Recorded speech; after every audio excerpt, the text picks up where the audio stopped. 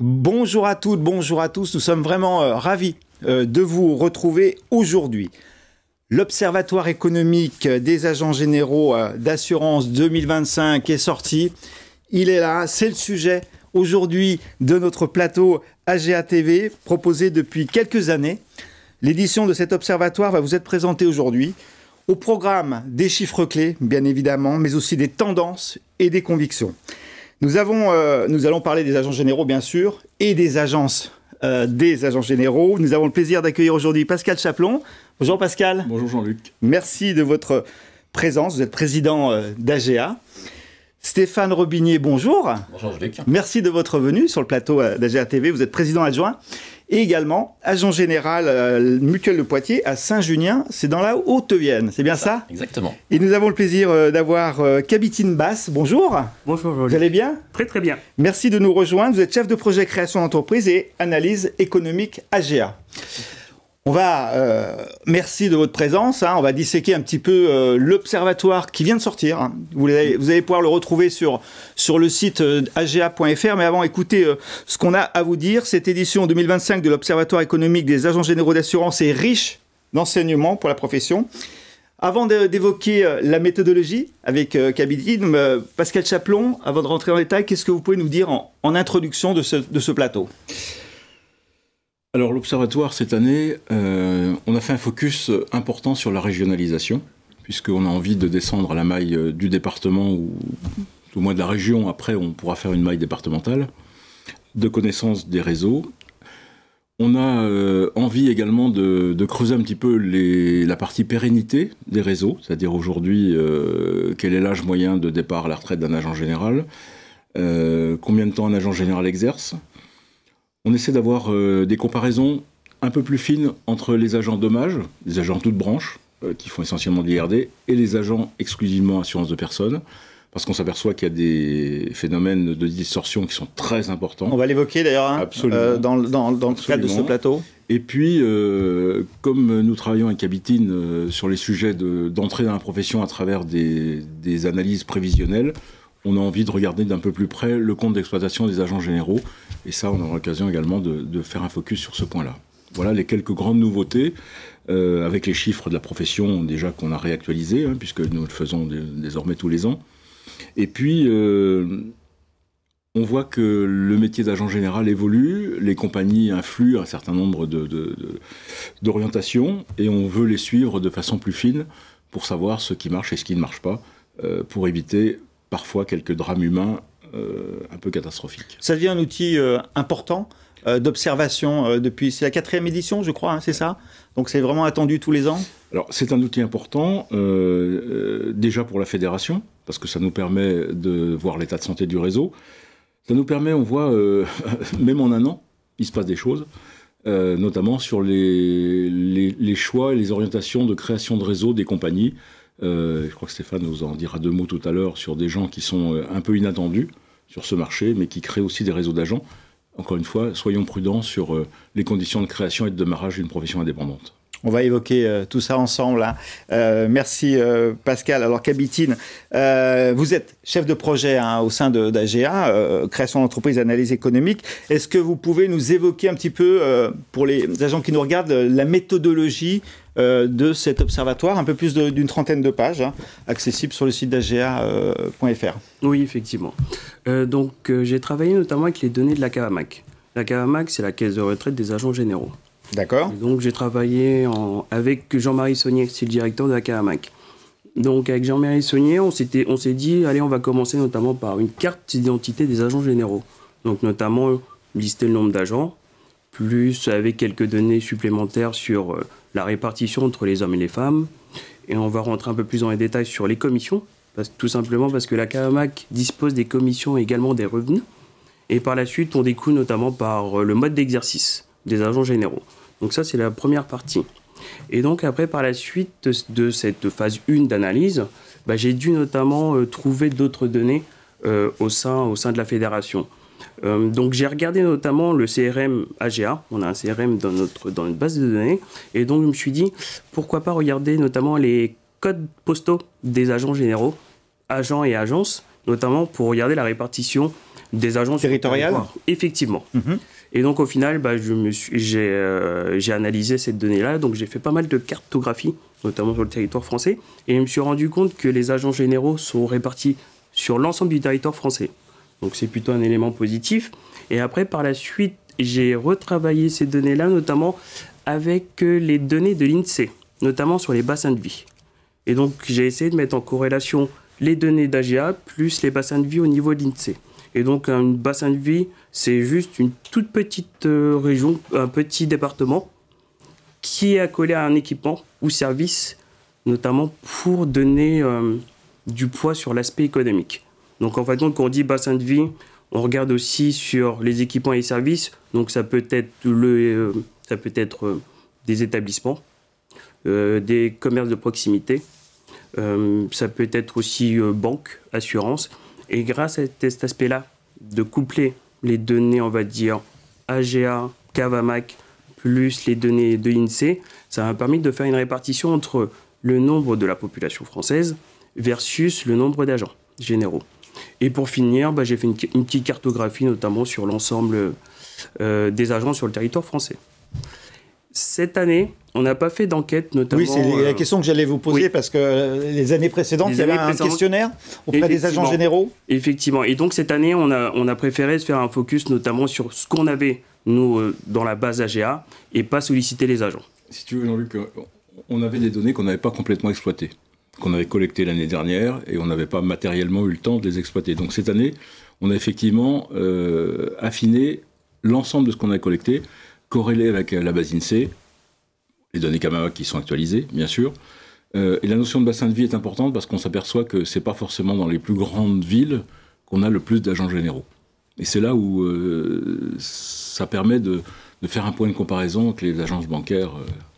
Que vous avez évoqué d'ailleurs, Pascal Chaplon, dans votre édito à cet observatoire. Hein. Je vous cite, vous me tendez la perche. Alors que la carte de France se couvre peu à peu de zones blanches bancaires, les agents généraux d'assurance confirment en 2025 leur présence dans tous les territoires. La stabilité du nombre d'agences et l'augmentation du nombre de collaborateurs est un signal fort.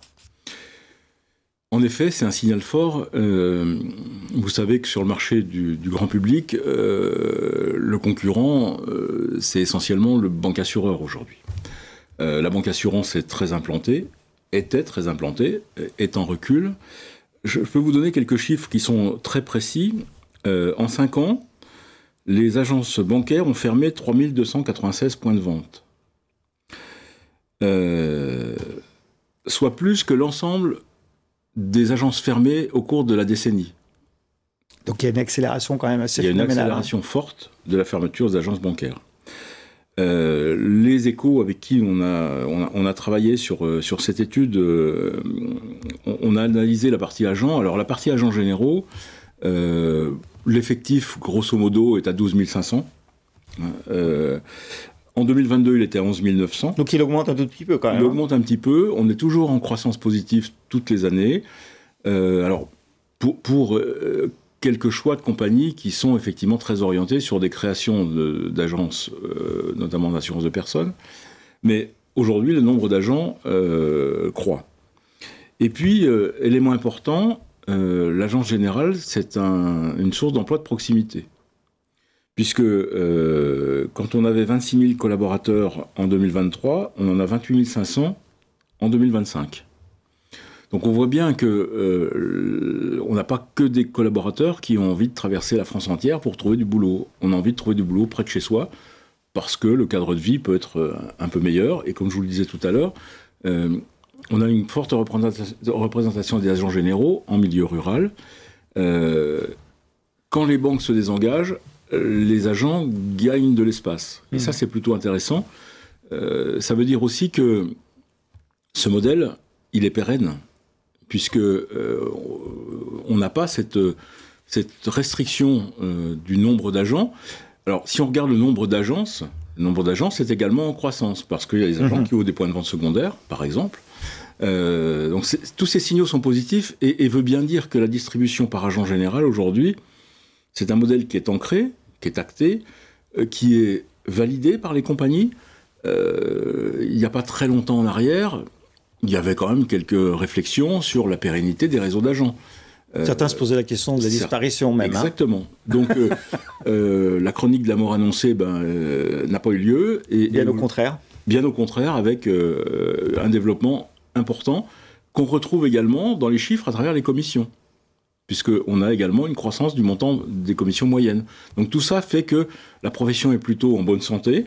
Alors, il faut faire attention à ce que ces chiffres ne cachent pas quelques situations un peu plus compliquées, et on aura l'occasion d'entrer dans le détail tout à l'heure. C'est très bien sourcé, c'est très bien représenté, la dimension de la territorialité, de la présence du réseau des agents généraux. Stéphane Robinier, sur ce que vient d'évoquer Pascal, est-ce que vous avez des commentaires particuliers à effectuer ? Oui, une petite précision sur effectivement ces agents généraux assurance de personnes, où on a la chance là d'accueillir des nouveaux agents avec la présence de Malakoff Humanis, Institut de prévoyance, qui a fait le choix dans son système de distribution de travailler avec des agents généraux. On en est plutôt satisfait, ça veut dire que le modèle du coup doit être efficace. Ça a juste commencé, les premiers agents, là il y en a 14 de nommés depuis la semaine dernière. Une vingtaine certainement avant la fin de l'année. Leur ambition, c'est d'en avoir une centaine d'ici 2026. Voilà, donc on est dans ces croissances effectivement de réseaux, plutôt assurance de personnes, comme le disait Pascal, effectivement. Et on a des nouveaux acteurs qui viennent nous rejoindre. On en est plutôt satisfait, effectivement. Donc une belle dynamique, globalement, à contrario de certains réseaux de proximité.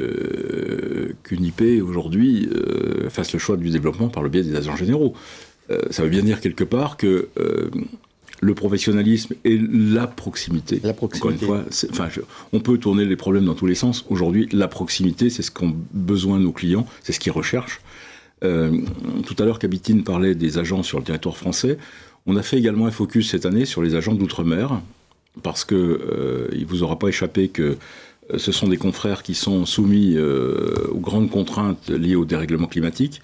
Et on a réellement la volonté de les accompagner encore un peu plus sur leurs problématiques propres, avec la zone Antilles-Guyane et la zone Réunion, où là on a des problématiques très proches avec des compagnies qui ont capacité à se retirer en ce moment sur un certain nombre de marchés, mais il y a des professionnels indépendants qui sont aux côtés de leurs clients et qui apportent aussi le service de proximité. Et là, il faut qu'on fasse très attention à ces 150 agents généraux qui sont sur les territoires d'outre-mer.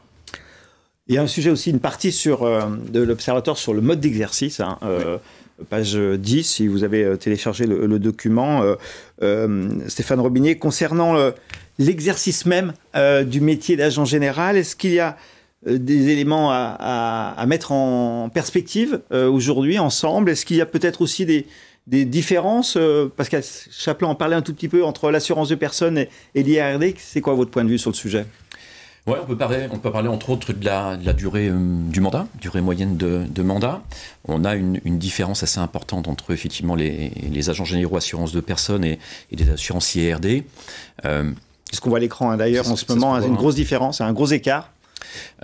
Pour la part IARD, on est sur une moyenne aujourd'hui effectivement d'une durée de mandat d'une douzaine d'années. Il faut savoir que l'agent général, c'est souvent un deuxième métier. On a une entrée dans la profession qui est souvent en milieu de profession, dans les 39-40 ans, ce qui explique effectivement qu'on soit sur 12 ans. On observe également une baisse, petite baisse, on y reviendra je pense par la suite sur les causes qui peuvent être diverses, sociétales et autres. Pour autant, je vais rebondir sur ce que disait Pascal tout à l'heure sur les agences bancaires. 12 ans, c'est déjà une belle période. Si on la compare à nos amis du réseau bancaire, un banquier aujourd'hui, il est en poste 3-4 ans.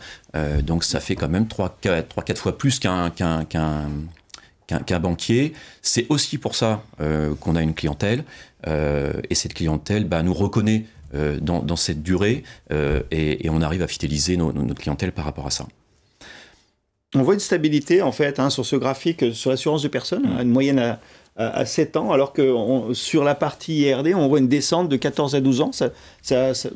Pascal Chaplon, ça dit quoi, ces chiffres? Alors, si vous voulez, je pense qu'on a un profil d'agent totalement différent. Quand vous entrez dans la profession, vous êtes agent toute branche et agent assurance de personnes, il ne faut pas oublier que l'agent qui rentre sur un portefeuille dommages, il y a une acquisition. Donc forcément, il y a un engagement de rembourser un prêt, tout simplement. Ça veut dire qu'un prêt, il va être sur 10, 12 ans en fonction du montant de l'emprunt. Quand vous rentrez sur un portefeuille en assurance de personnes, c'est très souvent des créations, c'est-à-dire qu'il n'y a pas d'acquisition à la base. Et là, on est peut-être sur une population un peu plus jeune que les agents dommages. Moi, ce qui me pose problème, c'est la partie du bas, essentiellement. Parce que... Le taux de pérennité ? Eh bien oui, taux de pérennité. C'est-à-dire qu'aujourd'hui, on voit qu'à 10 ans, un agent dommage, quand vous embauchez, compagnie recrute 100 agents généraux, il en reste 80. Quand une compagnie recrute 100 agents généraux en assurance de personnes, il en reste 37. Eh oui. Donc, c'est un peu inquiétant. C'est un peu inquiétant parce que si on monte à la première ligne, à 3 ans, sur 100 agents généraux qui démarrent, il en reste que 50. Il y a déjà 1 sur 2 qui est parti au bout de 3 ans, quoi. Alors, c'est quoi le signe ? C'est quoi la cause de cette érosion ? La cause, je ne l'ai pas de façon très précise, mais on va la creuser parce que vous pouvez vous être trompé de métier, c'est possible. À hauteur de 50%, ça me paraît beaucoup. Le modèle économique qu'on vous a proposé peut être un peu périlleux. Ça me parle beaucoup plus. Aujourd'hui, l'accompagnement compagnie se fait pendant les 2 premières années. Et après, il faut que l'agent général il soit même de pouvoir faire vivre son compte d'exploitation. Et là, en l'occurrence, je pense qu'il se passe un truc. Alors, c'est là où je disais tout à l'heure, j'ai un peu de réserve sur le déploiement du nombre d'agents, parce que on voit bien que ce sont les agents vie qui font croître le nombre d'agents. Mais par contre, on accélère le turnover. Donc, il faut vraiment, peut-être qu'on ait un échange avec les compagnies sur les conditions d'entrée dans la profession, à travers les assurances de personnes, enfin le mandat assurance de personnes, parce que si vous connaissez un peu plus la façon dont un agent dommage est rémunéré, c'est une commission récurrente sur une affaire nouvelle.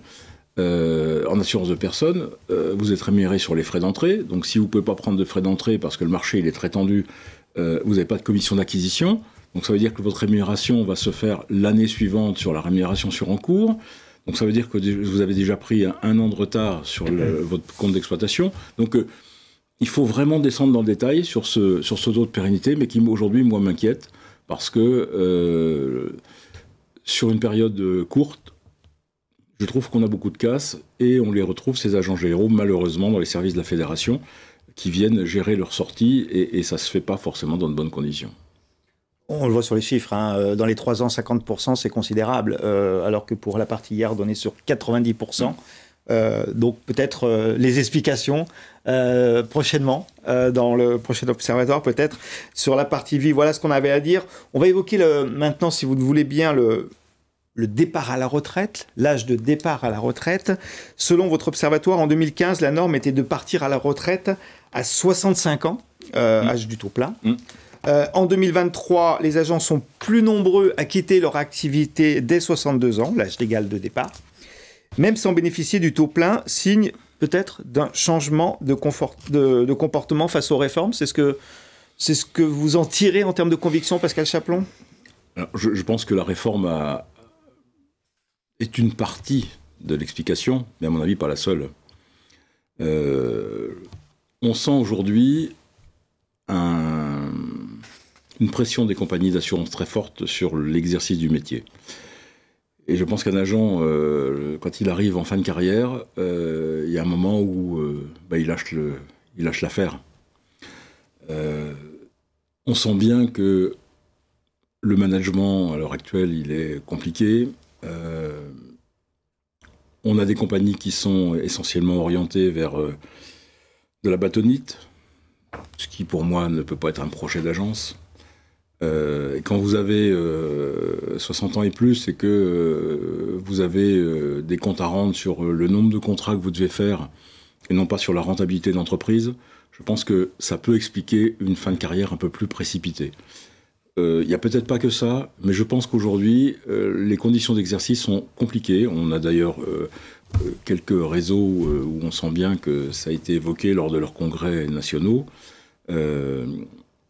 On a une réflexion, nous, ouverte aujourd'hui, qu'on va essayer de partager avec France Assureur sur ce point, parce que on sent bien que il y a une évolution. Alors, est-ce que c'est une évolution ou est-ce que c'est une régression? J'en sais rien. Dans le comportement des compagnies d'assurance aujourd'hui vis-à-vis des réseaux d'agents, il ne faut pas que les compagnies d'assurance oublient que l'agent est un professionnel indépendant et qu'il va piloter son entreprise, et que piloter son entreprise uniquement en faisant des croix dans des cases, ça ne marchera pas. Donc je pense qu'on a un petit problème d'adaptation des agents qui sont plutôt en fin de carrière sur les modes d'animation des compagnies aujourd'hui, qu'il faut peut-être revoir ou repenser, parce que je ne suis pas sûr que ce soit bénéfique pour tout le monde. Stéphane Robinier, vous en pensez quoi de ce sujet du départ à la retraite aujourd'hui en 2025 ? Oui, parce qu'elle évoque la pression des compagnies, elle est cumulée, je pense, en plus à la pression des clients. Hein. Aujourd'hui, les clients sont de plus en plus exigeants, donc ça fait une double pression. Derrière tout ça, on est sur un métier également très exigeant. On est les couteaux suisses de l'assurance. Il faut savoir tout faire. Hein. On est des commerciaux, des managements, des comptables, des techniciens de l'assurance. Hein. Il faut savoir aussi bien vendre un contrat que le gérer son sinistre. Donc ça fait beaucoup de choses. Je pense qu'avec tout ça, on a certainement aussi une évolution de la société derrière. On va rentrer probablement dans une génération où on ne fera plus qu'un seul métier, mais plusieurs. Et on commence à voir chez certains agents l'envie de, une fois le portefeuille payé, 7 ans, 10 ans, de passer à autre chose. Donc, une envie de changement professionnel ? Ouais, tout simplement, je pense envie de changement. À ce qu'on vient d'indiquer, avec un cumul effectivement de charges de travail et de pression, envie de faire autre chose, envie de passer à autre chose. Voilà, on peut essayer de l'expliquer en partie par ça. Après, effectivement, je dirais que il faut être vigilant par rapport à ça. Hein. Un portefeuille qui n'est tenu par un agent général que pendant 7 et 10 ans, peut-être qu'on va perdre un peu en qualité. Donc, il faut qu'on fasse aussi attention à ça. Donc, une envie de changement, mais aussi une forme de renoncement, hein, si je vous entends bien, sur la partie peut-être plus spécifiquement liée aux assurances de personnes. Je pense que le fait de dire « je fais autre chose », il y a 10 ou 15 ans en arrière, ce phénomène n'était pas aussi ancré qu'il est aujourd'hui. C'est clair. Donc, on est peut-être dans une évolution sociétale, encore une fois, hein, qui peut expliquer un certain nombre de choses. Mais on voit bien que il y a quand même une durée d'exercice qui devient de plus en plus contrainte et qui est souvent liée à une période de financement. Oui, ça mérite attention parce que est-ce que la qualité de la souscription sera identique? Je ne sais pas. La pérennité du client, je ne sais pas. Mais encore une fois, on sent bien que la relation agent-compagnie s'est tendue. La relation client-agent s'est tendue. Et puis, effectivement, comme le dit Stéphane, un agent général, il doit être aussi bien technicien que directeur du personnel, que expert comptable, que grand technicien de l'assurance, chargé de prévention, régleur sinistre. Enfin, métier complexe. Et encore une fois, les modes d'exercice qui sont proposés par les compagnies aujourd'hui, où on déshabille un peu quelques missions de l'agent général, font que je pense que ce profil forcément évolue. Et puis dans la tête d'un agent général aujourd'hui, le mouvement est possible, faire autre chose est possible, c'est passé en les mœurs. À partir de là, pour qu'on échapperait à ce phénomène de société, bien sûr que non. Mais encore une fois, on est sur des métiers quand même sur la durée, et la compétence malheureusement s'acquiert sur la durée. Et pour faire un agent général efficace, il faut au moins 5 ou 6 ans pour être un peu avoir une vision un peu d'ensemble de son métier. Donc c'est sûr, quand vous partez au bout de 10 ans, un peu compliqué quand même. Sur les modes d'exercice, il y a un graphique qui précise effectivement qu'il y a 15% qui sont en SARL, des agents généraux qui sont en SARL, EURL, 54% dans l'entreprise individuelle à l'IS et 31% entreprise individuelle à l'UR. On voit que les choses ont évolué, et l'accord qu'on a passé en ce sens avec France Assureur sur l'évolution des accords de 96 sur le mode d'exercice, on voit que il se passe des choses, hein. On a des modèles sociétaux qui évoluent. qui correspondent aussi à une appétence du chef d'entreprise arrivant, en disant j'ai envie de reprendre ce portefeuille via une structure sociétale. Et puis, on voit également que l'ouverture à l'IS, suite à la loi sur les indépendants, a permis de dire qu'un agent sur deux aujourd'hui a opté pour ce régime fiscal qui lui permet de gérer aussi bien ses cotisations sociales que son revenu de gérance et ses revenus sur l'IRPP. Donc ça, c'est aussi important de voir qu'il y a une évolution et que ces textes qui ont été votés ont un produisent leurs effets. Absolument. On va voir effectivement les nouveaux agents tout à l'heure avec Kabitine, qui aura quelques chiffres à nous partager. Mais avant cela, on va s'attarder sur la page 11, en fait, qui concerne l'évolution moyenne des cotisations, des commissions, et des revenus moyens. Qu'est-ce qu'on peut dire? On partage un graphique ici, Stéphane Robinier. Qu'est-ce que vous voulez signaler par rapport à ces éléments factuels? On est plutôt très heureux de voir une augmentation des commissions plutôt intéressante. On se rapproche des 3%, donc on en est très satisfait. Là où on l'est peut-être un petit peu moins, c'est que les revenus, en tout cas la courbe d'augmentation des revenus est bien moins importante. Elle est presque 2 fois moins importante, 1,6 contre 2,8. Donc du coup, ça nous interroge. 1,6 d'augmentation de revenus, c'est le même niveau que l'évolution de l'indice au prix de la consommation. Donc il n'y a pas d'enrichissement aujourd'hui des agents généraux, malgré cette augmentation importante des commissions. Donc on s'interroge, on imagine qu'il y a une partie de transfert de charges entre les compagnies d'assurance et les agences, et on s'attache à travailler sur ça. Sur quoi il peut y avoir un transfert? Aujourd'hui, il y a une demande de conformité et de réglementaire de plus en plus importante. Ça demande aux agents généraux et leurs charges de travail plus importantes. On le voit d'ailleurs dans les chiffres de nos collaborateurs. 28 500 collaborateurs aujourd'hui, contre 26 000 il y a 2 ans. Donc voilà, les agents généraux se prennent en main, embauchent. Et on sait qu'aujourd'hui, la masse salariale fait partie des charges les plus importantes dans les agences. Donc cette conformité, ce réglementaire, une augmentation aussi de la formation, nécessité de cette formation. Tout ça nous emmène effectivement à nous questionner et on a voulu avancer un peu plus loin avec ça et du coup on fait travailler un cabinet d'audit, Eurogroupe Consulting pour les nommer. D'accord. Et avec eux, on va s'attacher à voir quel est ce transfert de charges entre les compagnies et les agences. On va travailler sur plusieurs items. On va travailler sur la souscription, d'une part, que ce soit d'ailleurs en IRD ou en vie, puisque les deux ont leurs intérêts et d'ailleurs pas forcément les mêmes. Donc on est en pleine réalisation aujourd'hui de cet audit. On n'oubliera pas de travailler également sur la gestion des sinistres. Certains agents le gèrent en direct en agence, d'autres l'ont délégué. On aura peut-être des surprises d'ailleurs sur ce genre de choses. Voilà, donc on est en plein travail là-dessus. On travaille également avec la commission économie à la fédération. J'ai pu réunir autour de cette commission l'ensemble des agents qui sont représentés aujourd'hui dans la profession. Ça nous permet d'avoir une vision quand même globale de cette profession et un retour direct. Voilà, donc on travaille sur ça en ce moment. On a espoir d'avoir un résultat pour fin d'année. On reviendra vers vous, bien sûr, quand on aura ces résultats-là.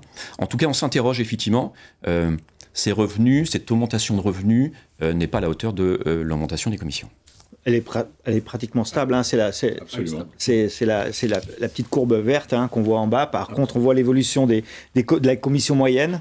Après, il y a aussi une frénésie dans les compagnies d'assurance actuelles, c'est que le tout facturation. C'est-à-dire qu'aujourd'hui, on a de plus en plus de prestations payantes proposées par les compagnies, mises en place par les compagnies, qui aujourd'hui, forcément, ont un impact dans le compte d'exploitation et le compte de dépenses. Donc là aussi, il faut se poser les bonnes questions, mais le marché simplement du particulier, si on prend celui-ci, beaucoup d'agents aujourd'hui font le rapport net sur du business qui est fait à travers l'acquisition de leads. Il y a 15 ans en arrière, le marché des leads, ce n'était pas celui d'aujourd'hui. Et quand vous avez 10 ou 15 000 euros de facturation de leads dans l'année pour faire 10% de votre rapport net, Voilà, un moment où aujourd'hui, on achète quelque part un mode de développement nouveau à travers la toile, et sur ce point-là, j'ai pas de problème, sauf qu'il faut que le modèle économique soit sérieux et durable, parce qu'un client que vous allez faire par le prix sur le net, ben, vous risquez de le perdre par le prix sur le net. Donc la durée de vie en portefeuille d'un client, si son amortissement suite à l'acquisition du lead, c'est 2 ans et demi ou 3 ans, et que vous gardez le client qui au bout d'1 an vous quitte, économiquement, il se passe des choses quand même dans le compte d'exploitation. Il y a une perte de pouvoir d'achat, est-ce qu'on peut le dire ou pas? On est par rapport à l'IPC. Oui, on stagne. Enfin, on est effectivement sur les revenus. De toute façon, le graphique, il est clair. Hein. La partie revenus est vraiment quasi linéaire. Forcément, tout a augmenté. Alors aussi, soyons lucides, mais dans le compte d'exploitation des agents, le prix de l'EDF, tout a été également répercuté. Donc oui, il y a une inflation au sein du compte de charge. Par contre, je ne pense pas qu'aujourd'hui les agents puissent dire qu'ils soient en perte de pouvoir d'achat, mais par contre, ils n'ont pas fait un gros gain par rapport au pouvoir d'achat. C'est-à-dire qu'on voit bien que la linéarité des revenus fait qu'entre 2004 et 2023, on a une courbe quand même qui est assez plate. Hein. Oui. On verra les années prochaines aussi, parce qu'il y a des charges qui ont augmenté depuis. Absolument. On verra pour l'Observatoire peut-être 2026. En tout cas, Kabitine, on va avoir avec vous quelques éclairages sur les nouveaux agents, celles et ceux qui rentrent dans la profession. Est-ce que vous avez, Kabitine, quelques chiffres à nous partager? Oui, effectivement. Donc là, en 2024, il y a eu 808 nouveaux agents. Donc, 808. Tout à fait, 808. Donc en fin de compte, c'est plutôt positif pour le métier. Donc c'est là, que ce soit pour des agents qui sont en création ou bien en reprise. Après, toutefois, si on prend juste ce chiffre-là, 808, il faut aussi le comparer aussi avec les sorties. Toutefois, sur une création ou bien sur une reprise, l'agent, le futur agent, il doit notamment regarder la répartition de son portefeuille. Très important, parce qu'en fin de compte, grâce à ça, il pourra notamment vérifier notamment la viabilité de son projet. Et donc, en fin de compte, grâce à la fédération et grâce aussi à notre commission économique de l'agence, on a signé un partenariat avec un prestataire extérieur qui s'appelle Fiteco. C'est un cabinet d'experts comptables, notamment pour la réalisation d'un prévisionnel financier. Parce qu'on s'est rendu compte qu'un nouveau agent, il doit être accompagné et il doit aussi avoir une vision sur le long terme. Et donc, grâce à ce partenariat PriviPlus, l'outil s'appelle PriviPlus, donc c'est un partenariat avec Fiteco, ça va permettre notamment aux nouveaux agents de pouvoir réaliser un prévisionnel financier. Donc, quand je dis nouveaux agents, ça peut être aussi un agent qui est en poste, qui souhaite faire un développement de son activité, ou bien s'il veut notamment réévaluer notamment son activité, notamment avec la possibilité un peu plus tard s'il souhaite recruter un nouveau collaborateur. Donc, au niveau de la fédération, on essaye de mettre en œuvre des éléments en faveur du métier, tout simplement parce qu'en fin de compte, la fédération, elle est en train de suivre aussi les demandes des compagnies mandantes aussi, l'évolution des compagnies mandantes. Et donc là, graphiquement, on voit aussi sur juste la partie... avant, vous disiez, Kabitine, 808 nouveaux agents 2024. Tout à fait. Nombre de sorties Nombre de sorties, on est à peu près équivalent. D'accord. On est à peu près équivalent. Légèrement un peu plus. Légèrement un peu plus. Ok, excusez-moi, je vous ai interrompu. Oui, effectivement, là, on a le graphique qui précise la répartition femmes-hommes des nouveaux agents. Alors, ça progresse ou pas? Oui, ça progresse. Donc, c'est plutôt positif. Lentement ou rapidement? Trop lentement. Trop lentement. Oui, parce que là, graphiquement, comme vous pouvez le voir, allez, sur les 10 dernières années, on a 10% de plus concernant les femmes dans la profession. Donc, on passe de 23% à 33%. Stéphane, vous voulez rebondir sur cette répartition on souhaiterait que ces femmes soient plus nombreuses, effectivement, hein, bien sûr, mais ça progresse. Donc 33%, c'est le taux, effectivement, des nouveaux agents féminins qui nous rejoignent. On est dans la profession à 20% aujourd'hui. Hein, Ça fait 1% par an depuis 2014. C'est ça. De femmes. C'est ça. en plus. Bon, on en est satisfait quand même. Moi, je voulais revenir quand même sur ce que disait Kabitine, l'outil Prévi Plus, oui. qu'on a développé pour essentiellement, effectivement, les nouveaux agents, les agents stagiaires. On est sur un outil de business plan prévisionnel. Oui. On avait en vue deux choses. La première, un prévisionnel des compagnies d'assurance qui pouvait être perfectible, et donc on voulait mettre effectivement à côté de ça à l'outil, donc à l'agent général, un prévisionnel qui soit peut-être plus réaliste que celui que peut proposer une compagnie. Et puis également, on s'est aperçu depuis quelques années que pour acheter un portefeuille, les banquiers étaient un petit peu plus frileux. Il fallait apporter un peu plus d'apport. Donc cet outil va servir également au futur agent pour aller rencontrer son banquier et avoir une facilité pour avoir un financement de son portefeuille. Donc là, on est vraiment dans l'accompagnement des nouveaux agents, femmes, hommes, pour le modèle économique, pour le déploiement économique de leur activité. On est bien sur ce périmètre-là. C'est exactement ça, oui. Alors, juste pour revenir sur la répartition femmes-hommes, on va voir aussi maintenant la répartition des nouveaux agents par branche. Si vous êtes d'accord, c'est le slide suivant. Voilà, on l'a à l'antenne. Pascal, qu'est-ce que 2004-2024, on a 35% d'assurance de personnes, 65% yard. Qu'est-ce que ça raconte, ces chiffres ? On voit bien qu'il y a un transfert. C'est-à-dire qu'aujourd'hui, l'augmentation du nombre de nominations d'agents généraux sur le marché de l'assurance de personnes est en croissance forte. Mais si on regarde le comportement des compagnies, aujourd'hui, toutes les compagnies ont volonté d'avoir un réseau de distribution des assurances de personnes. Que ce soit AXA, que ce soit Swiss Life, que ce soit Generali, que ce soit Allianz, on voit qu'il y a une action forte. Stéphane tout à l'heure parlait de Malakoff. Malakoff aujourd'hui sont des agents généraux qui vont faire que de l'assurance de personnes. Donc, mais dans ces chiffres-là, on n'a pas encore l'effet Malakoff, je suppose. 2010. On n'a pas encore l'effet Malakoff, puisque l'effet Malakoff. Donc là, on est sur 2024. On est là au 31 décembre 2024. D'accord. Mais bon, c'est une dominante. C'est une dominante. Aujourd'hui, on voit également que on a de plus en plus de structures qui vont s'associer. C'est-à-dire qu'aujourd'hui, on a des associations de compétences. C'est-à-dire qu'on va avoir un agent dommage qui va se rapprocher d'un agent vie parce qu'en termes de compétences, il n'exerce pas complètement le même métier. L'addition des compétences va faire que le développement sera meilleur. Donc là aussi, on voit que l'assurance de personnes s'est énormément professionnalisée. Les besoins sont très nombreux. On voit bien que pour accéder à ce marché via le grand public, c'est compliqué. Décoder les produits d'épargne, c'est compliqué. Décoder les produits de prévoyance, c'est compliqué. N'oublions pas également que le marché de l'assurance collective s'est fortement développé parce qu'en fonction des différentes décisions gouvernementales, il fallait équiper un grand nombre d'entreprises de contrats d'assurance collective pour la santé. Donc on a un business qui est relativement fort sur la partie des assurances de personnes. Par contre, ce que j'aimerais aujourd'hui, c'est qu'on évite le mauvais concours l'épine de la nomination. C'est-à-dire qu'aujourd'hui, dans le cadre de ces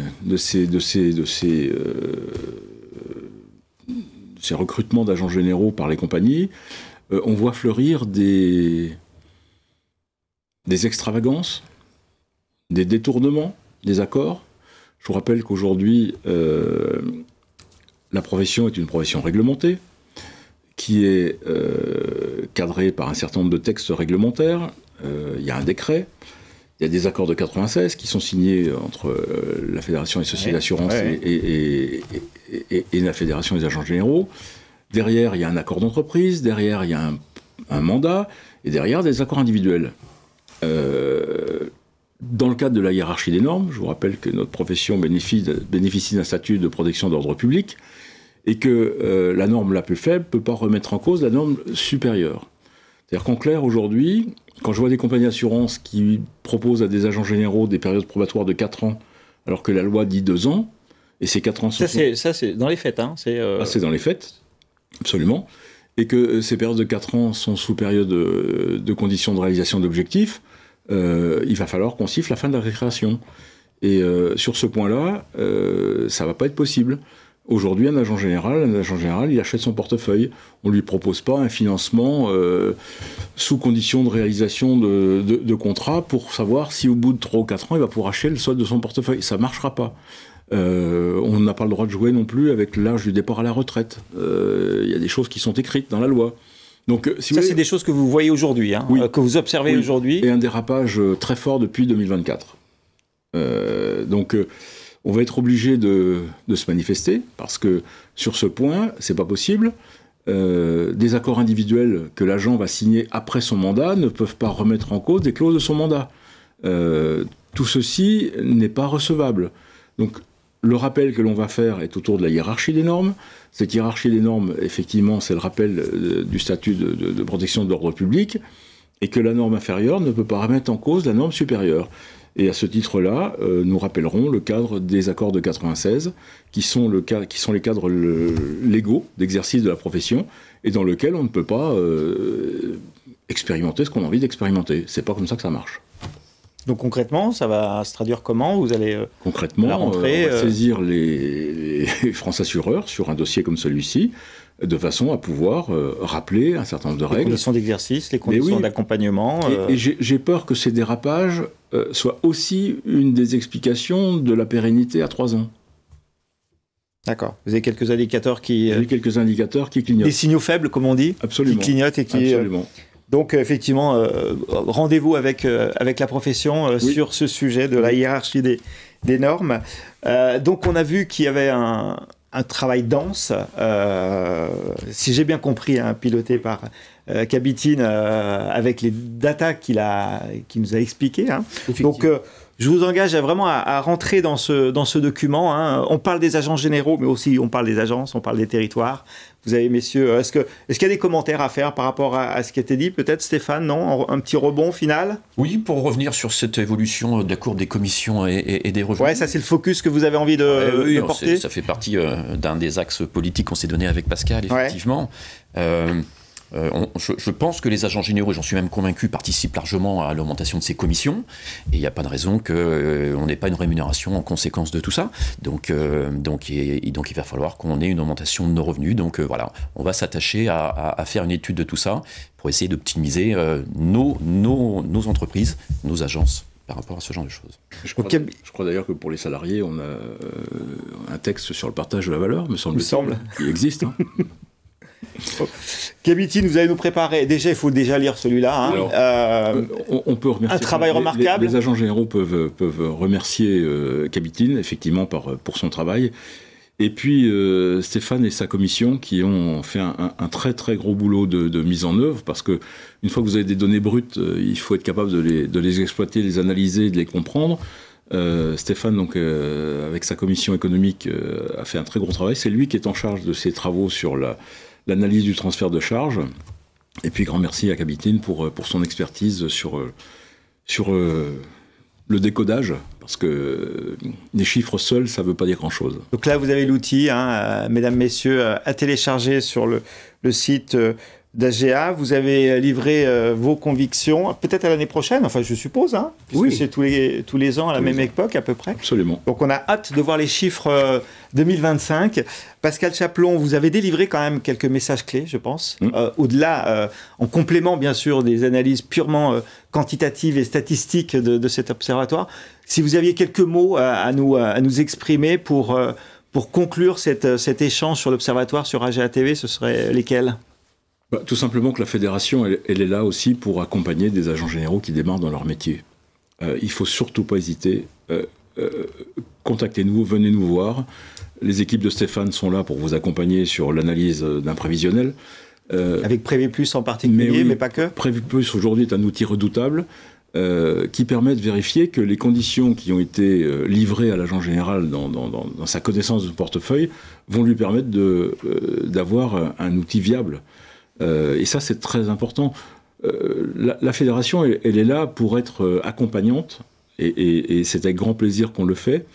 Ce que j'aimerais également, c'est que les agents généraux comprennent que leur métier, au-delà du rôle économique qu'ils ont dans le remplissage de de leur mission auprès d'une compagnie, les agents généraux ont également un rôle social. Et on le voit de plus en plus. En ce moment, on est globalement quand même plutôt exposé de façon très forte à une sinistralité forte du fait d'événements climatiques. Ben, les agents généraux sont aux côtés de leurs clients. Et c'est un métier noble. C'est un métier noble parce que l'accompagnement de terrain, ça remplacera jamais, rien ne pourra le remplacer. Vous pouvez mettre toutes les IA que vous voulez, jamais vous ne remplacerez la poignée de main, jamais vous ne remplacerez le petit coup de fil d'un la présence le dimanche parfois. Exactement. Quand il y a des... Et tous ces éléments-là font que le rôle social de l'agent général sur le terrain, il est indispensable, et c'est ce qui fera la force de notre métier. Et ça, je crois qu'il faut, pour faire notre métier, il faut aimer les gens. Et c'est le cas. Et c'est le cas. Et aimer les gens, c'est les accompagner, y compris dans tous leurs moments de vie, parce que un assureur, il va accompagner son client dans plein de moments différents, alors qu'ils sont heureux, moins heureux. L'entreprise, vous allez également l'accompagner dans sa croissance, dans son développement. Franchement, c'est un métier aujourd'hui où vous pouvez avoir une grosse dose d'humanisme, et ça, rien ne pourra le remplacer. Je pense qu'il faut qu'on soit très, très, très, très serein sur cet aspect-là. Aucune intelligence artificielle ne remplacera notre contact humain. Ça, c'est dit. Et merci Pascal Chaplon de votre présence. Stéphane Robinier, merci. Merci d'être venu depuis la Haute-Vienne. Je vous en remercie. Kabitine Basse, merci d'avoir travaillé aussi bien, d'avoir commenté et nous avoir partagé quelques chiffres. Voilà, vous avez l'Observatoire 2025, c'est la 4e édition. Vous pouvez vous le procurer à ga.fr. Il est présent sur la homepage. Vous pouvez le télécharger tout en écoutant cette émission avec les commentaires. Merci messieurs, à très bientôt et pour une nouvelle émission AGA TV. Merci Jean-Luc.